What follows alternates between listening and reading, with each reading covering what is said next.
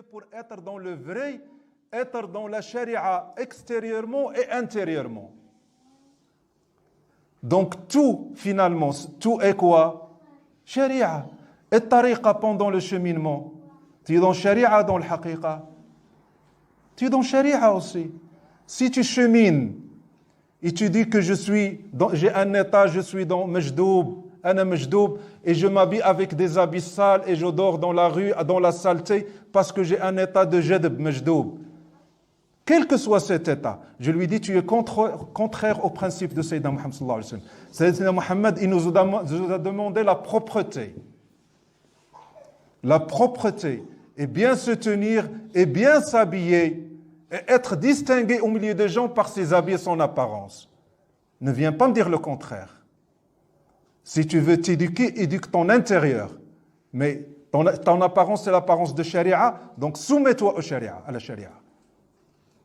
Soumets-toi à la charia, parce qu'il y a même des gens de tasawwuf qui ne font pas la prière. Moi, j'en ai vu. Rentre à la mosquée, elle est là, dans la mosquée, et ne fait pas la prière. Et quand tu lui parles, il parle de tes états, il te dit ce que tu caches dans ta maison, ce que tu as dans le cœur, il ne fait pas la prière avec les gens. Il y a même qui disent qu'il va faire la prière à la Mecque. Parce que c'est un de Ahl al-Khatwa. Ahl al-Khatwa, c'est des gens qui, avec un seul pas, sont à la Mecque. Et il te dit, pourquoi il n'est pas allé sortir faire la prière à la mosquée à côté? Parce que c'est un grand wali, il va faire la prière à la Mecque. Masha'Allah. Mais ça existe. C'est des choses qui existent et que les gens aiment voir et entendre. On est tous amoureux des cheikhs qui fait déplacer les oiseaux. On est tous comme ça. On aime les super pouvoirs. Mais Sayyidina Muhammad sallallahu alayhi wa sallam, il n'était pas comme ça. Il était porteur de l'avenir de l'humanité avec le message d'Allah subhanahu wa ta'ala, et il a fait Mecca, Medina pendant le hijra pendant 11 jours. Il a marché sur des pierres coupantes. Il s'est bandé les pieds, il s'est déshabillé, il a bandé les pieds parce que ses pieds étaient tous blessés avec les pierres sur lesquelles il marchait. Comme ça les pierres, ils sont. Je ne sais pas si vous avez vu la route qu'a empruntée Rasul sallallahu alayhi wa sallam. Et pourquoi il n'a pas fait le khatwa? Il y a des lois, il y a des préceptes, il y a des choses qu'Allah subhanahu wa ta'ala a mis, je dois les respecter. Et si je ne les respecte pas, je suis dans qallat al-adab. Je suis dans qallat al-adab avec Allah. Donc, essayons de faire savoir la spiritualité de l'islam comme étant l'ensemble de l'islam. L'ensemble de l'islam. Inna li ahlika alayka haqqa. ولزوجك عليك حقا ولولدك عليك حقا ولنفسك عليك حقا. Ta femme a des droits, tes enfants ont des droits, tes amis ont des droits. Allah, il a des droits. Sayyidina Muhammad, il a des droits. Donne à chacun son droit. Donne à chacun son droit.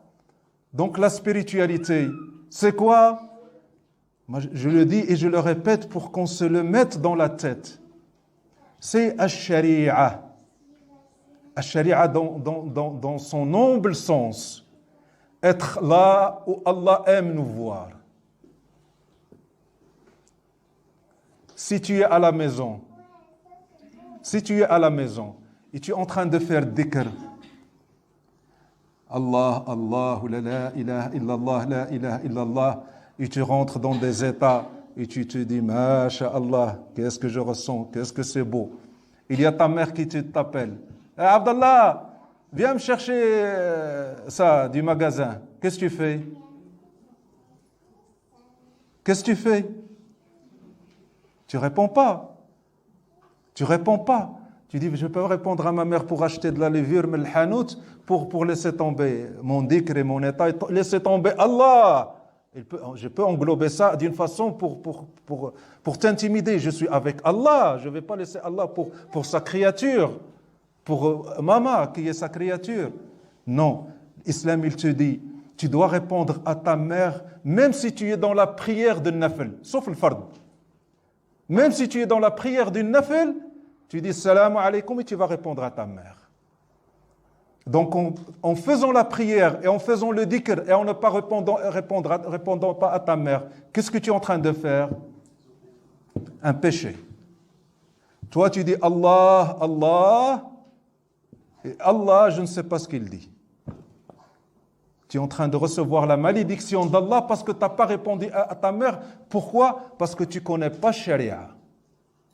Si tu connaissais Sharia, tu aurais répondu à ta mère. Tu aurais été tout pour ta mère. Et ça, c'est arrivé à qui? Juraïj. Juraïj, il y avait un prêtre des fils d'Israël qui était dans sa retraite, dans sa sawma'a. Et il était dans sa prière. Et un jour, il était dans la prière et il a entendu sa mère l'appeler. Juraïj, Juraïj, de l'extérieur. Et lui, au milieu de sa prière, il a dit, oh mon Dieu, ma prière ou ma mère? Ma prière ou ma mère? Et finalement, il a continué sa prière. Et quand il a terminé sa prière, il est allé chez sa mère, il lui a dit, ma mère, qu'est-ce que tu veux? Il lui a dit, je t'ai appelé 1000 fois, pourquoi tu ne m'as pas répondu? Pourquoi tu ne m'as pas répondu? Il dit, maman, j'étais dans ma prière. Quelle prière? Moi, je t'ai appelé. Elle était tellement furieuse sur lui, il a dit, oh Allah, je veux qu'il ne meure pas avant de voir le visage des prostituées, qu'il ait affaire à des prostituées. Et Allah subhanahu wa ta'ala l'a examiné. Il a gagné la colère de sa mère et il a demandé à Allah qu'il soit dans l'épreuve des prostituées. Pourquoi? Parce qu'il ne connaissait pas Sharia. Sharia. Et qu'est-ce qu'il est arrivé à ce pauvre Juraïj? Un jour, il y avait une dame qui avait une relation amoureuse avec quelqu'un et puis qui est tombée enceinte. Et quand elle était tombée enceinte, on lui a demandé qui tu es tombée enceinte avec qui? Il leur a dit avec Juraïj. Allah subhanahu wa ta'ala, en fin de compte, il l'a sorti de cette affaire. Mais il a eu affaire à une prostituée. À cause de l'invocation de sa mère, à cause de son désobéissance, parce qu'il ne connaissait pas Sharia. C'est quoi la spiritualité? C'est la Sharia.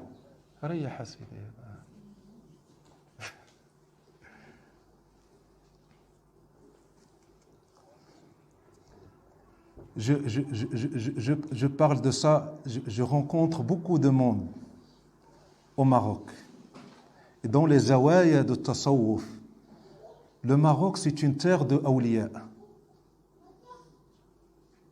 On dit que Cham, c'est le pays des prophètes et le Maroc, c'est le pays des walis. C'est un pays de awliya.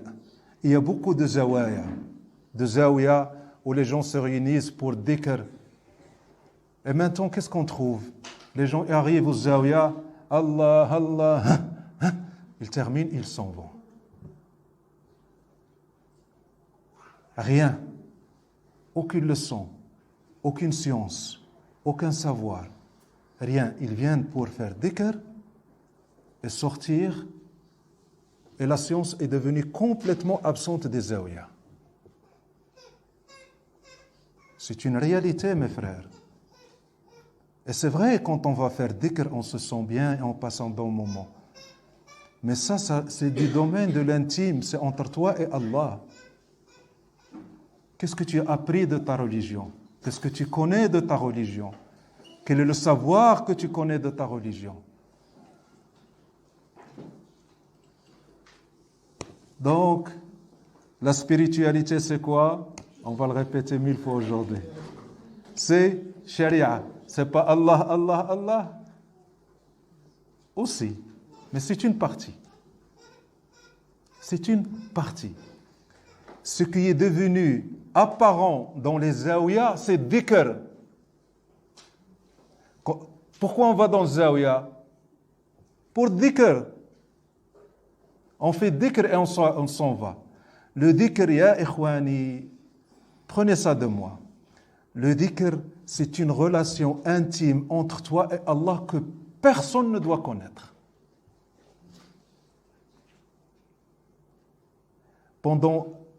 À l'époque de Sayyidina Muhammad sallallahu alayhi wa sallam, les Sahaba faisaient l'effort de ne laisser apparaître que la prière du fard. Dohr, il y a la prière du Dohr, ils vont à la mosquée. Ils font Dohr et ils quittent. Même la prière de Sunnah, où est-ce qu'ils la faisaient? À la maison. Pourquoi? Parce qu'ils ont peur de quoi? Hein? Ils ont peur de l'ego, de l'orgueil, de montrer qu'on adore, qu'on fait une adoration. Même faire dhikr comme ça, subhanallah, subhanallah, ils n'osaient pas le faire à haute voix devant les gens, que les gens entendent. Ce que je vous dis, c'est du sharia. Il y avait un sahabi qui s'appelle Abu al-Bajadain. Abu al-Bajadain, c'était quelqu'un qui faisait dhikr à haute voix. Il était à côté de la mosquée, il lisait le Coran, et il faisait du dhikr, subhanallah, walhamdulillah, wa la ilaha illallah, à haute voix. Et le Rasul sallallahu alayhi wa sallam, il passait avec Sayyidina Omar. Ils l'ont vu. Alors Sayyidina Omar, il a dit à Sayyidina Rasulullah, Sayyidina Omar, qui c'est qui parle? L'homme de science, Sayyidina Omar. S'il y avait un prophète après moi, ça aurait été Omar. Omar, il a dit, Sayyidina Rasulullah, est-ce que c'est comment on dit, Moraï, qui veut montrer ses actes? Pardon? Ostentatoire. Ya Rasulallah, c'est un orgueilleux, c'est un fier. Pourquoi il fait les adorations? Pourquoi il fait le dhikr à haute voix? Sayyidina Omar, il n'a pas accepté la chose. Mais Rasul sallallahu alayhi wa sallam lui a dit, laisse-le. Laisse-le. C'est que, yani, il ne le fait pas pour ça. Laisse-le avec son Dieu. Laisse-le avec Allah. Mais il n'aimait pas, il ne voulait même pas faire dhikr devant les gens, ne prononcer le nom d'Allah devant les gens. Parce que nefs, elle est là, mes frères. Nefs et l'ego, elle est là. Sayyidina Omar, il est rentré à la mosquée, il a vu quelqu'un en train de faire la prière et en train de pleurer. Comme ça, faire la prière et pleurer, les larmes sur les joues. Et Sayyidina Omar l'a regardé comme ça. Et quand il a fini, il lui a dit, oh mon frère, si tu étais seul la nuit dans ta maison, si tu étais seul la nuit ou dans ta maison où personne ne te voit. Donc le dhikr, c'est de l'intime entre toi et Allah. Nous, on fait des séances de dhikr. Au Maroc, des fois, on fait des séances de dhikr et il y a une compétition. Qui c'est qui va bouger le plus? Qui c'est qui va crier le plus? Qui c'est qui va chanter le mieux? Qui c'est qui va avoir la belle voix? En faisant des dhikr, on est dans la compétition. Pourquoi? C'est normal, c'est humain. Qui c'est parmi nous, mes frères et sœurs, qui ne soigne pas sa prière devant les gens à la mosquée et qui la bâcle dans chez lui à la maison? Qui c'est parmi nous qui ne fait pas ça? Moi, je le fais. Le dhikr, c'est de l'intime. C'est entre toi et Allah. Et c'est pas, on ne va pas résumer toute la spiritualité, tout l'islam et la spiritualité de l'islam dans le dhikr. Non, mes frères. Le dhikr, c'est... Donc, le titre de la leçon d'aujourd'hui, c'est quoi? Ad-dhikru huwa, la spiritualité et la charia. Hein? La ilaha illallah.